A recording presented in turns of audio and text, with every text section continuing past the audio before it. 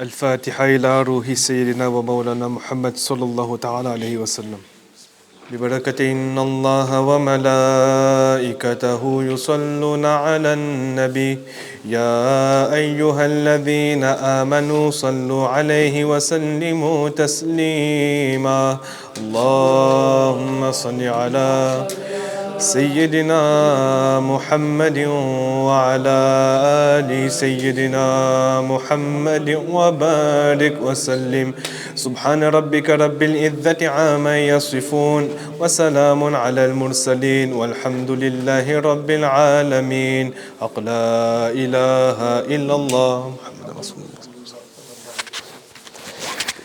Chers frères et sœurs, assalamu alaikum wa rahmatullahi ta'ala wa barakatuh. Alhamdulillah, nous avons la chance aujourd'hui de nous réunir dans cette assise, tous ensemble, afin de commémorer le Garvi Sharif de Cheikh Abdul Qadir al-Jilani, radiyallahu ta'ala anhu. Dans cette assise, Inch'Allah, nous aurons l'occasion d'écouter un peu de Tilawatul Qur'an, de poèmes envers Rasulullah sallallahu ta'ala alayhi wa sallam. Nous aurons l'occasion d'écouter deux discours, Inch'Allah, de nos frères de Kanzul Huda, qui vont nous parler de sujets très intéressants, Inch'Allah. On enverra ensuite les salawats envers le prophète sallallahu alayhi wa sallam. On terminera par faire des doigts, Inch'Allah. Et tous mes frères ici présents sont invités à la fin de l'assise, Inch'Allah, pour partager un dîner juste après, Inch'Allah. Donc on va tout d'abord commencer par envoyer des salawats envers Rasulullah sallallahu ta'ala alayhi wa sallam. Sallallahu ala Muhammadin al-Nabiy al-Ummi wa ala alihi wa sallam. Sallallahu ala Muhammadin al-Nabiy al-Ummi wa ala alihi wa sallam. Sallallahu ala Muhammadin al-Nabiy al-Ummi wa ala alihi wa sallam. الله على محمد النبي الأمي وعلى آله وسلم. صلى الله على محمد النبي الأمي وعلى آله وسلم. صلى الله على محمد النبي الأمي وعلى آله وسلم. صلى الله على محمد النبي الأمي وعلى آله وسلم. صلى الله على محمد النبي الأمي وعلى آله وسلم. صلى الله على محمد النبي الأمي وعلى آله وسلم. أعوذ بالله من الشيطان الرجيم. بسم الله الرحمن الرحيم. والضحى والليل إذا سجى ما ودعك ربك وما قلى وللآخرة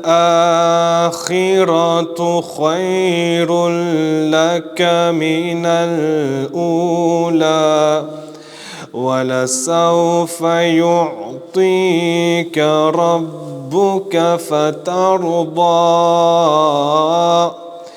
ألم يجدك يتيما فآوى ووجدك ضالا فهدى ووجدك عائلا فأغنى فأما اليتيم فلا تقهر وأما السائل فلا تنهر وأما بنعمة ربك فحدث.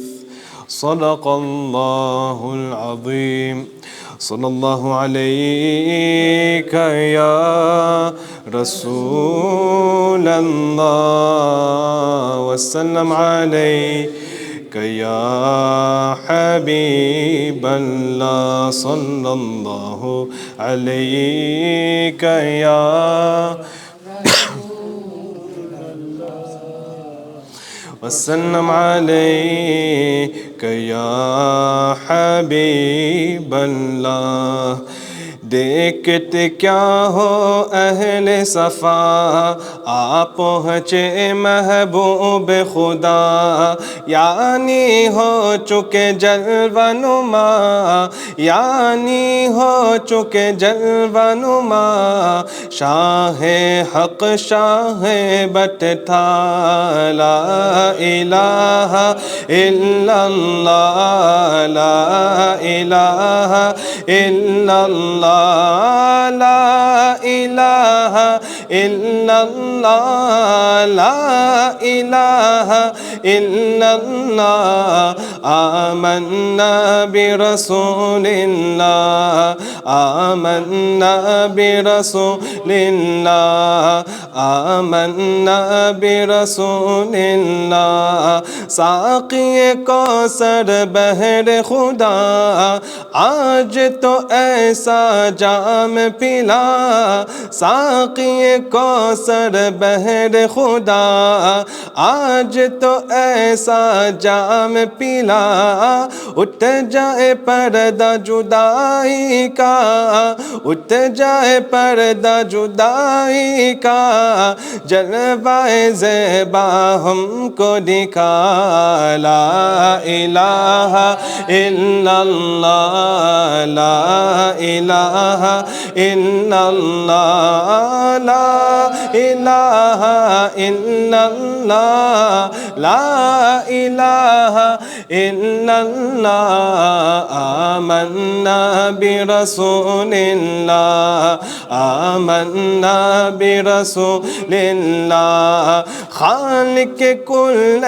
رب علا صدقہ آل محمد کا خالق کل رب علا صدقہ آل محمد کا جاری رہتا روز جزا جاری رہتا روز جزا مسلک اہل سنت کا لا الہ الا اللہ لا الہ الا اللہ لا الہ الا اللہ لا الہ الا اللہ آمنا برسول اللہ آمنا رسول اللہ خالق کل رب علا صدقہ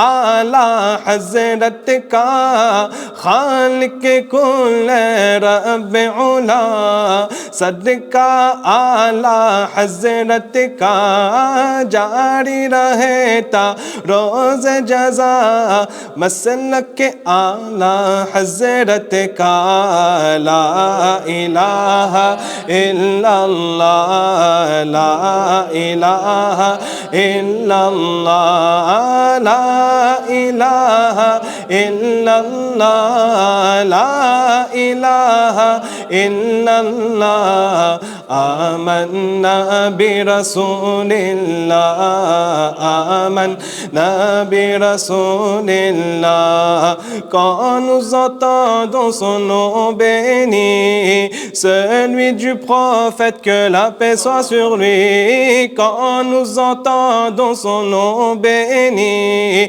celui du prophète que la paix soit sur lui nos cœurs ressentent qu'une envie nos cœurs ressentent qu'une envie c'est d'exprimer notre gratitude envers lui la ilaha illallah la ilaha illallah la ilaha illallah la إله إلا الله آمنا برسول الله لا إله إلا الله لا إله إلا الله لا إله إلا الله لا إله إلا الله آمنا برسول الله آمنا برسول الله آمنا برسول الله بے خود کیے دیتے ہیں بے خود کیے دیتے ہیں انداز حجابانہ عادل میں تجھے رکھ لوں عادل میں تجھے رکھ لوں اے جلوائے جانانا بے خود کیے دیتے کیوں آنکھ ملائی تھی کیوں آگ لگائی تھی کیوں آنکھ ملائی تھی کیوں آگ لگائی تھی اب رخ کو چھپا بیٹھے اب رخ کو چھپا بیٹھے کر کے مجھے دیوانہ بے خود کیے دے دنیا میں مجھے تم نے گھر اپنا بنایا ہے دنیا میں مجھے تم نے گھر اپنا بنایا ہے میں شر میں بھی کہہ دینا میں شر میں بھی کہہ دینا یہ ہے میرا دیوانہ بے خود کیے دیتے ہیں انداز حجابان بے خود کیے دیتے ہیں پینے کو تو پی لوں گا پر عرض ذرا سی ہے پینے کو تو پی لوں گا پر عرض ذرا سی ہے اجمیر کا ساقی ہوں اجمیر کا ساقی ہوں بغداد کا میں کھانا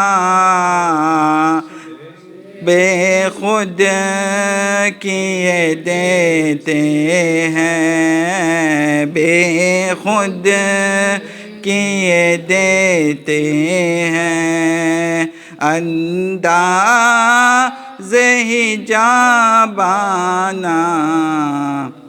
عادل میں تجھے رکھ لوں عادل میں تجھے رکھ لوں اے جلوائے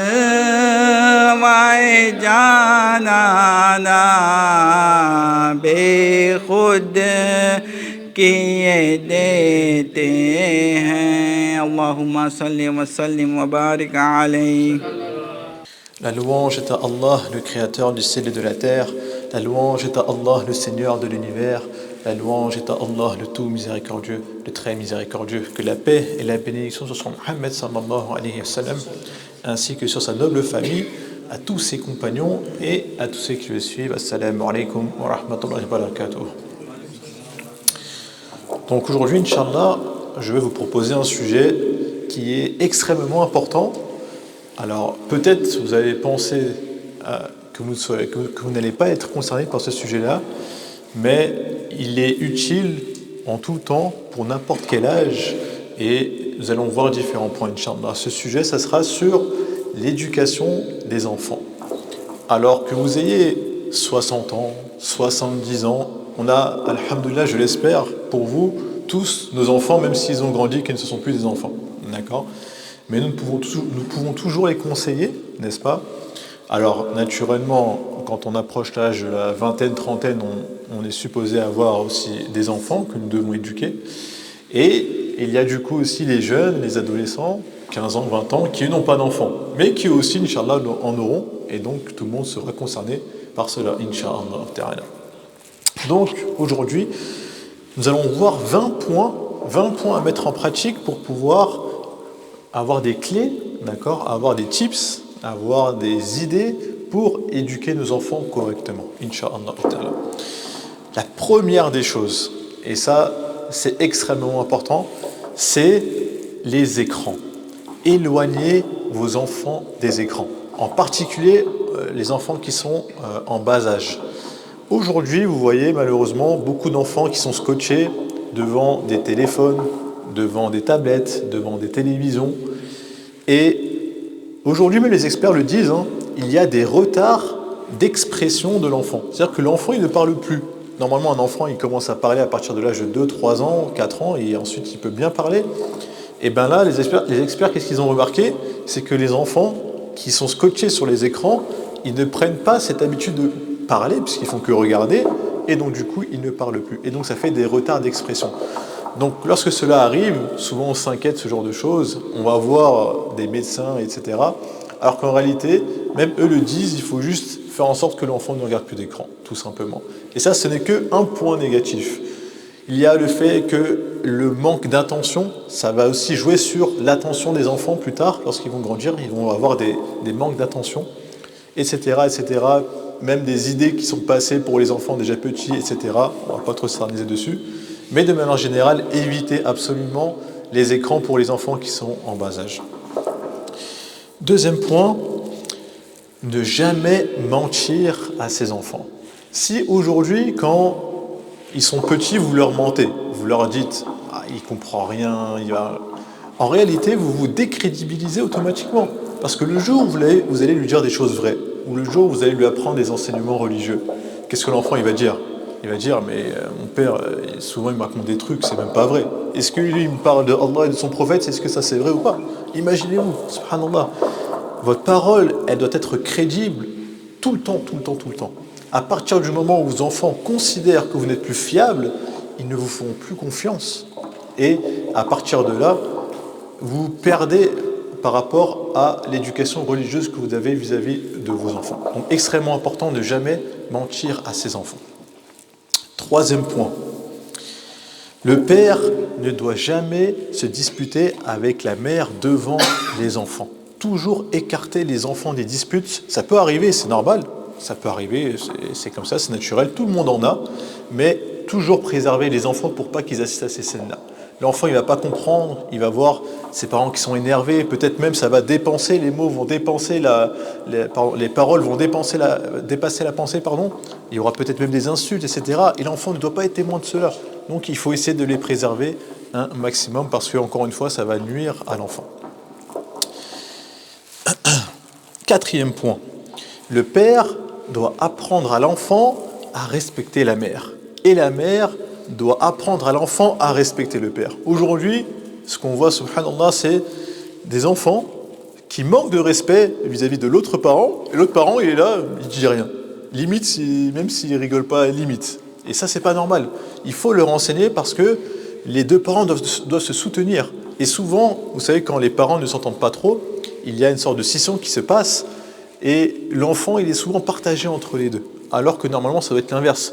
Les parents, il faut qu'ils soient ensemble, fortifiés ensemble. Il ne faut pas qu'il y ait de séparation entre eux. Donc, toujours se soutenir dans tous les cas. Un moindre manque de respect doit être corrigé d'un parent vis-à-vis de l'autre. Ensuite, gardez heureux votre enfant en faisant de la maison un foyer, on va dire, de paix. L'enfant, lorsqu'il rentre à la maison, déjà c'est très compliqué de les faire déconnecter de la vie extérieure. Autant avant, il n'y avait pas Internet, il n'y avait pas les téléphones, etc. Mais maintenant, c'est encore pire. Parce que même temps, l'enfant, lorsqu'il est à la maison, il a encore accès au monde extérieur à travers son téléphone. Et donc, toujours faire en sorte que votre maison, ça soit un foyer, un refuge pour les enfants. Si jamais l'enfant, il voit que sa propre maison, il ne trouve pas la paix, qu'est-ce qu'il va faire? Il va se réfugier à l'extérieur. Et à l'extérieur, malheureusement, il y a beaucoup de mauvaises choses. Donc, essayez de faire en sorte que nos maisons soient des havres de paix, Inch'Allah. Ensuite, point numéro 6. Ne jamais maudire ses enfants. Nous savons comment c'est compliqué des fois les enfants. On rend du travail. Les enfants, ils rentrent, ils nous cassent la tête. On rentre avec avec une tête comme ça. Des fois, on a même envie de les étrangler. On va pas se mentir. Pardon, on va appeler un chat un chat. C'est comme ça. Ça fait partie de la vie. Mais faites attention à la parole que vous dites et ne maudissez jamais vos enfants. Le fait de maudire ses enfants, cette parole-là peut avoir des conséquences sur l'avenir, vraiment. Et l'enfant, à la fin, il peut même souffrir de cela. Pour cette parole-là, il suffit d'une seule fois. Et sa vie peut prendre un autre tournant juste par la parole que vous avez prononcée. Que ce soit le père, mais surtout la mère. La mère, lorsqu'elle en arrive à maudire ses enfants, il peut y avoir de grosses conséquences pour les enfants. Point numéro 7, toujours faire des doigts pour ses enfants. Là, si je vous pose juste la question comme ça pour savoir à peu près, à partir de quand, selon vous, c'est le moment de faire des doigts pour ses enfants? Est-ce que quelqu'un a le courage de répondre? Subhanallah. Sachez que pour faire des doigts à ses enfants, faites-le même avant qu'ils viennent dans ce bas monde. Avant même qu'ils viennent, faites déjà des doigts pour eux. Avant même que ne soit, votre femme ne soit enceinte, avant même ça, commencez déjà à faire des doigts pour les enfants car elles seront bénéfiques. Demandez par exemple à Allah que vos enfants aient une bonne destinée, que vos enfants aient une bonne fin, que vos enfants aient un bon caractère, etc., etc. Ensuite, donnez du temps à ses enfants. Ça peut paraître du temps qui est gâché, c'est vrai qu'on n'en a pas envie, on n'a pas envie de jouer à des jeux de gamins, entre guillemets, etc. Mais malheureusement, voyez ça comme un investissement. Les enfants, c'est comme une plante, d'accord, qu'il faut arroser pour qu'elle puisse grandir. Et le temps que vous leur donnez, c'est ce temps-là, vous investissez en eux pour qu'ils puissent développer certaines choses en faisant des choses intelligentes, pas forcément des choses juste pour se divertir, mais faisant des choses intelligentes, des jeux par exemple, de construction, des choses qui vont développer un peu son esprit d'analyse, etc., peu importe. Mais de manière générale, accordez-leur du temps et voyez cela comme un investissement. Ensuite, lorsque vous voyez un enfant commettre une erreur, il ne faut pas, entre guillemets, l'engueuler juste pour l'engueuler. Dans le sens où il faut absolument que l'enfant comprenne ses erreurs. Si jamais vous engueulez un enfant parce qu'il a fait quelque chose de mal, à juste titre, bien évidemment, il faut absolument lui expliquer pourquoi est-ce qu'il a fait cela, ce n'est pas bien, et quelles sont les conséquences qu'il peut y avoir. Souvent, on n'explique pas les choses, et l'enfant, il ne comprend pas, et donc peut-être qu'il va faire une ou deux fois, puis après il va recommencer. Donc toujours expliquer de manière avec sagesse et avec amour. L'enfant, ensuite, il faut lui inculquer la crainte respectueuse de ses parents, à tel point que, dans l'idée, c'est que les enfants respectent les parents dans le sens où l'enfant n'osera pas faire des choses devant ses parents. Déjà, l'enfant a déjà cette nature-là de base. Tout le monde a ça devant ses parents. On ne fait pas certaines choses. C'est quelque chose qui est naturel. Mais en plus de ça, il faut vraiment inspirer cette crainte, d'accord, dans le sens où non, je ne veux pas que mes parents soient déçus de moi. Et de cette manière-là, l'enfant aura un meilleur comportement. Ensuite, les parents ne doivent jamais devenir les amis de ses enfants. Il doit toujours y avoir un gap, un cap entre les parents qui sont ici et les enfants qui sont en dessous. Les parents ne sont jamais à égalité en termes de relations. Les adultes, de manière générale, les adultes ne sont jamais à égalité avec les enfants. Si vous êtes amené à être dans une position d'égalité avec un enfant, eh ben l'enfant va avoir l'impression d'avoir un autre enfant avec lui, tout simplement. Et donc, il va se comporter comme s'il avait un enfant avec lui, tout simplement. Donc, toujours avoir cette position d'autorité au-dessus de l'enfant. Ensuite, ne pas croire tout ce que les enfants disent. Lorsque les enfants jouent ensemble, par exemple, qu'il y a des embrouilles, des petites disputes, ce genre de choses, ne croyez pas vos enfants. D'accord ? Parce que si jamais vous punissez un autre enfant sur les dires de votre enfant, par exemple, alors que ce n'était pas vrai, eh ben, il y aura des sentiments d'injustice, des différences entre les enfants. Ça peut même créer de la jalousie. Donc absolument ne pas croire les enfants et essayer d'être le plus juste possible. Point numéro 13. Il est obligatoire, spécifiquement pour le père, de sauver ses enfants si jamais il y a des mauvaises fréquentations. Il y a un proverbe en arabe qui dit que lorsque l'on souhaite connaître quelqu'un, alors on n'a même pas besoin de lui demander qui il est, mais plutôt de nous montrer qui il fréquente. Et de manière naturelle, en général, comme une expression française on dit, qui se ressemble s'assemble. Et cette chose, elle est véridique. En général, un voleur, si jamais il a une personne qui traîne avec des voleurs, au bout d'un moment, elle va finir par devenir un voleur, la plupart du temps. Vous prenez un autre exemple que le prophète sallallahu alayhi wa sallam nous a dit. Le prophète sallallahu alayhi wa sallam, une traduction rapprochée, il nous a dit l'entourage, c'est comme si quelqu'un qui s'entourait de gens qui travaillent dans des parfumeries. En général, les gens dans les parfumeries sont des gens qui sentent bon, d'accord, parce qu'ils veulent vendre, tout simplement. Donc, quand vous rentrez dans un magasin de parfumerie, lorsque vous allez ressortir de là, vous allez ressortir avec les bonnes odeurs. Ça, c'est comme le bon entourage. Et à l'inverse, comme par exemple à l'époque, il y avait ce qu'on appelait les forgerons. Donc, dans les forgerons, vous savez, c'est des endroits chauds, ils étaient sales, il y avait des mauvaises odeurs de brûlés, etc. De la même manière, lorsqu'on rentre dans des forges, on ressort de là et on sent mauvais, parce qu'il y avait des forgerons qui travaillaient à l'intérieur et on ressort sale, parce qu'il y a des éclats, etc., etc. Et donc ça, c'est comme la mauvaise compagnie, tout simplement. Donc faites extrêmement attention à la compagnie des enfants, et si elles sont mauvaises, vous devez tout faire pour essayer de leur éviter cela. Et quand on parle de mauvaise compagnie, c'est aussi à travers les réseaux, parce que les réseaux aussi, aujourd'hui, ont de l'influence sur nos enfants à travers les téléphones, etc., etc. Ensuite, donnez de l'amour à vos enfants et surtout leur montrer. Nous, ça c'est un gros problème que nous avons, surtout nos anciens, avec les mentalités un petit peu à l'ancienne, où l'amour, les sentiments, etc., ça n'existe absolument pas. Ne serait-ce que de dire à mon fils « je t'aime », rien que ça. Subhanallah, on dirait c'est une parole, on va dire taboue ou honteuse. Dès qu'on parle de sentiments, tout de suite, ça coince. Mais aujourd'hui, ça change un peu avec les jeunes, alhamdoulilah. Mais par rapport à nos anciens, effectivement, il y a ce manque. Et ça peut créer des déficits émotionnels aussi chez les enfants, par exemple. Donc c'est important que l'enfant se sente aimé et qu'il se sente considéré pour pas que l'enfant ait ce sentiment d'abandon lorsqu'il grandit au sein du foyer. Enfin, 15e point du coup, on ira jusqu'au 20e, nourrissez vos enfants avec une subsistance qui soit halal, qui soit propre. Aujourd'hui, il y a des gens qui malheureusement nourrissent leur famille, des hommes, avec de l'argent qui est haram, qui est interdite.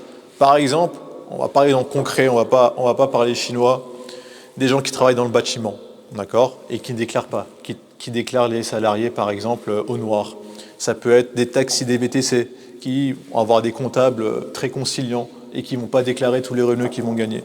Tout ça, vous pensez peut-être que vous gagnez des revenus, etc. Peut-être que c'est le cas. Mais sachez qu'au bout d'un moment, les choses-là vont vous rattraper. Et quelles sont les conséquences qu'il peut y avoir? C'est tout simplement un manque de bénédiction dans tout ce que vous allez avoir. Et c'est pour ça qu'ensuite, nous avons des enfants qui finissent dans l'alcool, qui finissent dans les drogues, etc. Et on se pose la question, mais pourquoi est-ce que mon fils, il finit comme ça? Pourtant, je l'ai bien éduqué, j'ai tout fait, etc., etc. Mais malheureusement, on ne fait pas attention à ce genre de choses, et ce sont les conséquences qu'il peut y avoir derrière, malheureusement. Ensuite, lorsque vous faites des bonnes œuvres, prenez vos enfants avec vous. Si jamais, par exemple, vous allez donner à manger aux gens à l'extérieur, prenez vos enfants, qu'ils vous accompagnent et qui eux-mêmes participent à cela pour leur apprendre et qu'ils voient de eux-mêmes comment est-ce que les choses fonctionnent. Non seulement vous allez gagner dans leur estime, et même eux aussi, ils vont gagner beaucoup de bénéfices à cela. Quand vous priez, faites en sorte qu'ils vous accompagnent dans la prière. Toutes les choses qui sont bonnes, essayez de les ramener avec vous pour qu'ils puissent apprendre avec vous. Ensuite, apprendre aux enfants alors là on rentre dans des cas, aujourd'hui culturellement ça se fait plus trop, mais c'était plutôt, surtout à l'ancienne, apprendre aux enfants à embrasser la main de leurs parents. Ça, à l'époque, c'était vraiment un signe de respect que les enfants avaient. Aujourd'hui, ça s'est perdu, en tout cas en France, ça ne se fait pas trop, parce qu'on ne connaît pas trop ce genre de respect, mais dans nos pays, avant, c'était des choses qui étaient normales. C'est-à-dire que l'enfant, il voyait son père, pour lui dire bonjour, il lui embrassait la main. C'était quelque chose qui était normal. Alors nous, à notre niveau à nous, essayons de faire peut-être pas forcément la même chose, parce que ce serait pas trop bien vu, entre guillemets, ou ce serait vu comme quelque chose d'étrange aujourd'hui dans notre société, mais essayer de mettre justement des choses en place comme ceci, qui peuvent indiquer juste du respect supplémentaire, ni plus ni moins, tout simplement. Ensuite, les parents ne doivent jamais dire à leurs enfants qu'ils connaissent plus que eux, mais qu'au contraire, ils doivent tout simplement leur dire qu'ils ont vécu plus longtemps que eux. Et de cette manière-là, ça apporte un petit peu d'humilité. Et l'enfant comprend, avant toute chose, que ce sont l'expérience des parents qui vont le faire, qui vont faire qu'il va recevoir des bons conseils et qui vont lui éviter beaucoup de problèmes. Tout simplement. Parce que nous sommes passés par là, tout simplement. Et que l'enfant, il faut lui faire comprendre cela. Mais ce n'est pas parce que vous connaissez plus de choses, mais parce que vous avez vécu plus d'expériences, tout simplement. Et enfin, un dernier point qui semble peut-être normal ou pas selon les familles aujourd'hui, mais c'est d'essayer de rester et de partager des moments ensemble en famille. Aujourd'hui, beaucoup de familles, par exemple, partagent des repas de manière séparée. Elles ne sont pas ensemble, aujourd'hui malheureusement. Ça s'est beaucoup perdu avec les réseaux, etc., etc. Mais essayez toujours, un moment dans la journée, faire en sorte que toute la famille soit rassemblée au même endroit, tout simplement à discuter et à communiquer. Ni plus ni moins, tout simplement. Et cela préservera l'unité de la famille, Inch'Allah.